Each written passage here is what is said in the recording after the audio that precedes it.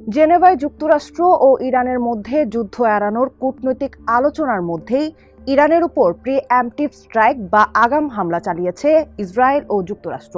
২৮ ফেব্রুয়ারি সকালে এই হামলার পর পাল্টা হামলার আশঙ্কায় ইসরায়েল জুড়ে সাইরেন বেজে ওঠে।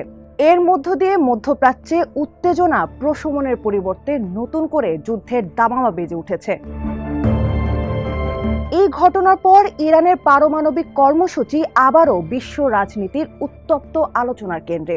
মধ্যপ্রাচ্যের আকাশে যুদ্ধের ঘনঘটা। এই অঞ্চলে অতিরিক্ত বিমান ও যুদ্ধজাহাজ মোতায়েন করেছে যুক্তরাষ্ট্র। ওয়াশিংটনের বার্তা ছিল পরিষ্কার, তেহরান নতুন চুক্তিতে রাজি না হলে সামরিক হামলা হতে পারে যে কোনো সময়। প্রেসিডেন্ট ট্রাম্প হুঁশিয়ারি দিয়ে বলেছিলেন, একটি অর্থবহ চুক্তি না হলে খারাপ কিছু ঘটতে যাচ্ছে। তার মতে পারমাণবিক অস্ত্রধারী ইরান মানেই মধ্যপ্রাচ্যের শান্তির চিরস্থায়ী সমাপ্তি। ইরানের বর্তমান অবস্থা আসলে কি? গত জুনে ইসরায়েল ও যুক্তরাষ্ট্রের যৌথ বিমান হামলায় কেঁপে উঠেছিল ইরানের তিনটি প্রধান পারমাণবিক স্থাপনা ইসফাহান, নাতাঞ্জ এবং ফোর্দো। ট্রাম্প দাবি করেছিলেন স্থাপনাগুলো সম্পূর্ণ ধ্বংস হয়ে গেছে, কিন্তু আন্তর্জাতিক পরমাণু শক্তি সংস্থা বা IAEA প্রধান রাফেল গ্রোসি বলেন ভিন্ন কথা। তার মতে ক্ষতি গুরুতর হলেও তা সম্পূর্ণ নয়, অর্থাৎ ইরান চাইলে কয়েক মাসের মধ্যেই আবারও ইউরেনিয়াম সমৃদ্ধকরণ শুরু করতে পারে।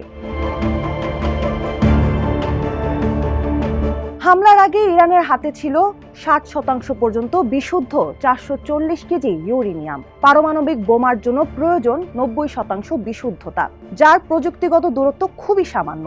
বিশেষজ্ঞরা বলছেন এই পরিমাণ ইউরেনিয়াম আরো সমৃদ্ধ করলে তা দিয়ে অন্তত 10টি পারমাণবিক বোমা তৈরি সম্ভব।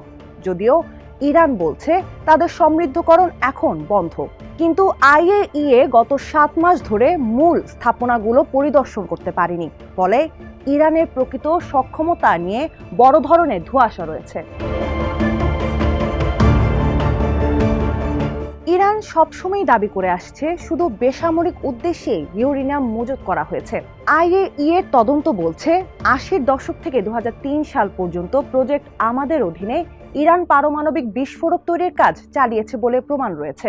2015 সালে বিশ্ব শক্তিগুলোর সঙ্গে চুক্তির মাধ্যমে ইরান তাদের কার্যক্রম সীমিত করতে রাজি হলেও 2018 সালে সেই চুক্তি থেকে বের হয়ে যান ট্রাম্প। এরপরেই ইরান আবারও বেপরোয়াভাবে ইউরেনিয়াম সমৃদ্ধকরণ শুরু করে, যা আজকের এই সংকটের মূল কারণ।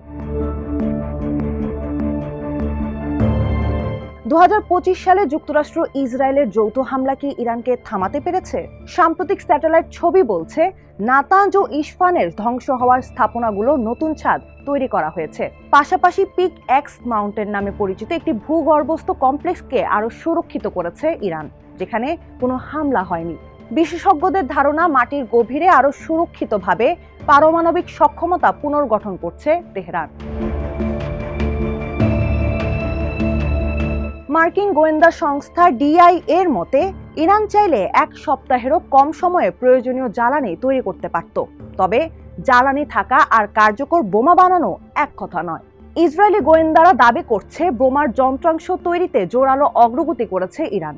যদিও ইরানে সক্রিয় অস্ত্র উন্নয়নের কোনো অকাট্য প্রমাণ নেই IAEA এর কাছে। পশ্চিমা বিশ্বের ভয় ইরান পারমাণবিক শক্তিধর হলে অস্তিত্ব সংকটে পড়বে ইসরায়েল। সৌদি আরবের সঙ্গে শুরু হবে নতুন অস্ত্র প্রতিযোগিতা। অন্যদিকে বিশ্লেষকরা মনে করেন মধ্যপ্রাচ্যে ইসরায়েলের অঘোষিত পারমাণবিক শক্তি এখনকার বড় অস্থিতিশীলতা। ইরান বোমা বানালে তা সরাসরি যুদ্ধের চেয়ে পারস্পরিক প্রতিরোধ পরিস্থিতি তৈরি করতে পারে। তবে যুদ্ধের এই দামামা আর কূটনৈতিক টানাপোড়েনের মাঝে একটি বিষয় স্পষ্ট, ইরানের পারমাণবিক প্রযুক্তিকে বোমা মেরে পুরোপুরি মুছে ফেলা সম্ভব নয়।